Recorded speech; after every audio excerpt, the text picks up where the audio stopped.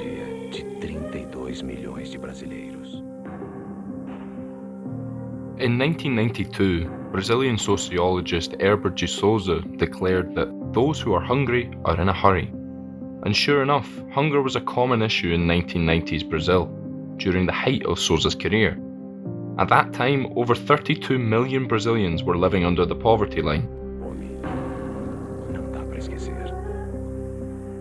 With the social programs and economic growth of the 2000s, the situation changed, and it looked like Brazil had finally left one of its most severe problems behind. O órgão das Nações Unidas para a Alimentação e Agricultura citou o Brasil como um dos países que conseguiram reduzir pela metade o número de pessoas que passam fome. But just as the page seemed to have turned, in 2022, fridges around Brazil are becoming increasingly bare. The country that was once an international example of combating poverty is now facing the same problems of the past. But why? Welcome to Brazil Rewind, a series of videos recapping all the most important stories in Brazil this year. Today, we're talking about one of the most pressing issues in the country, hunger. Ivania Souza is a mother of three who works as a waste picker in Brasilia. She explains that even before the COVID pandemic hit, she spent several days without eating. Ivania's family is just a small part of the more than 19 million Brazilians who are underfed. Cuscuz. Cuscuz é o mais barato. Sim, cuscuz. Cuscuz tem vez que quando eu compro uma cartela de ovo, aí a gente toma café com cuscuz ou ovo, né? E meio-dia também, feijão, arroz ou ovo. De noite também, feijão, arroz ou ovo. Like millions of Brazilians, Ivania's only source of income are Auxílio Brasil benefits, which pays 400 reais a month to families in vulnerable situations. That is not nearly enough to pay rent and can barely cover the cost of a basic basket of goods in supermarkets. Like her, 71% of Brazilian families ended the year 2021 in debt. That is the highest rate on record since the National Confederation of Commerce began measurements 11 years ago. And Ivania is also an example of a seemingly paradoxical situation which is on the rise in Brazil, as malnourishment is growing hand in hand with obesity. This is because many families can't afford fresh fruits and vegetables, and instead prioritise buying cheaper, highly caloric processed foods instead. While hunger is a historical fact in Brazil, several reasons explain why the issue has aggravated recently, such as inflation, high prices, and low governmental action. And while the COVID pandemic has made the problem even worse, the Brazilian government has chosen to shy away from the trend. Se passa fome no Brasil, é uma grande mentira. Passa-se mal. Não come bem, aí eu concordo. Agora, passar fome não.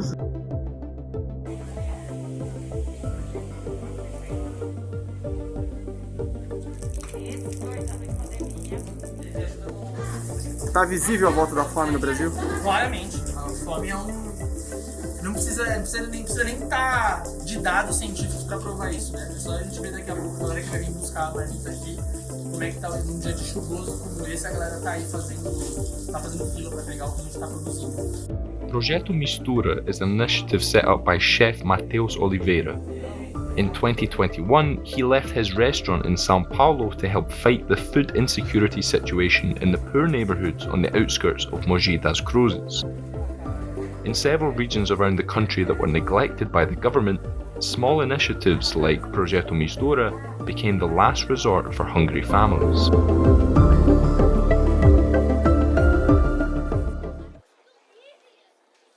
Singer Karine Lais Caldas Belo owns a social project to help one social group that, above all, should never be neglected: children. The Santa Cecilia Choir helps 100 kids in a favela in Maceió, in the state of Alagoas, with educational activities, donations of school materials, and, above all, free food.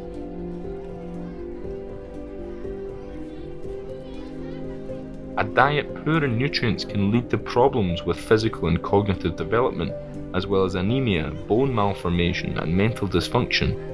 1 in every 3 Brazilian children has a level of iron deficiency anemia. Moreover, chronic malnutrition affects about 4% of children, and in 2020 this was the cause of death of 4,000 children up to 9 years old, according to DataSUS. And these cases mainly occur in the country's north and northeast regions. E assim, minha preocupação é o povo ajude, né? E assim, eu conseguia, mesmo o Elcio foi às 4 quarta-feiras, mas agora eu assim, não quero me desesperar não, mas hoje temos. Mas a próxima quarta eu não sei. Vai ter que aparecer algum anjo da guarda. Mas vai aparecer.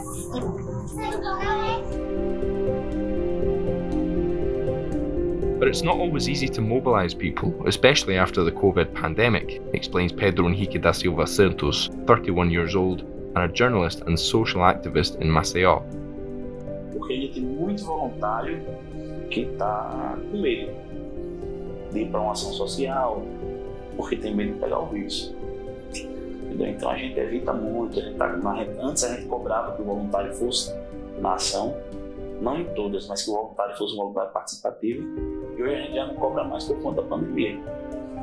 Pedro Henrique is one of the coordinators of the Seja Luz project that works in Maceió's main favelas. For him, one of the main difficulties the project is facing is finding enough volunteers to donate supplies. Sim, muita gente perdeu o emprego, muita gente foi demitido, muita gente que tinha sua empresa que faliu. E aumentou, com certeza aumentou. E muita gente que não passava fome está passando.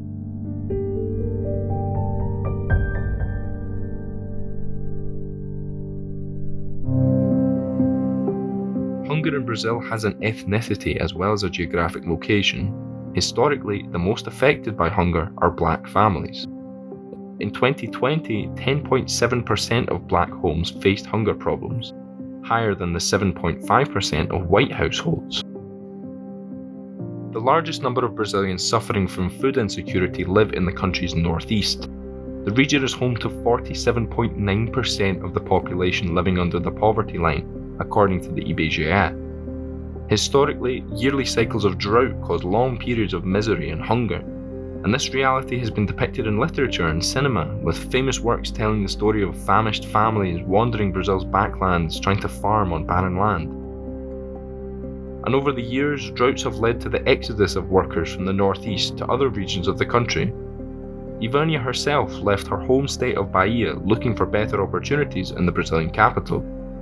And like many poor workers, Ivania still dreams of having her own place where she can finally give stability and comfort to her children. Na Bahia ainda tá pior do que aqui. Porque aqui o povo ainda dá uma ajudinha e lá não é nada. Lá também o pessoal da Bahia tá passando fome.